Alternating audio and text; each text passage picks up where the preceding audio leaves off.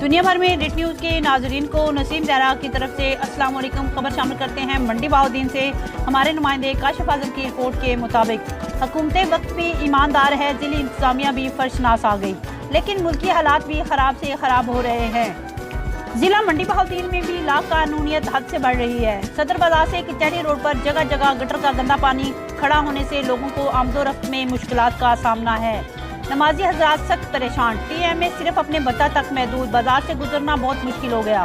عوام الناس نے ڈی سی منڈی بہاؤالدین سے اپیل کی ہے کہ گٹر کے گندے پانی کی روک تھام کا فوری حل نکالا جائے, ورنہ پورے شہر کی طرح یہ روڈ بھی تباہ ہو جائے گا. کچہری روڈ بھی کوڑے دان میں تبدیل ہو جائے گا. مزید خبروں سے باخبر رہنے کے لیے وزٹ کریں ہماری ویب سائٹ reachnews.com. دبئی کا وزٹ ویزا نہایت آسان اور مناسب ترین قیمت میں ٹریول اینڈ ٹورز بالمقابل UBL مین برانچ غوثیہ مسجد روڈ منڈی بہاؤالدین.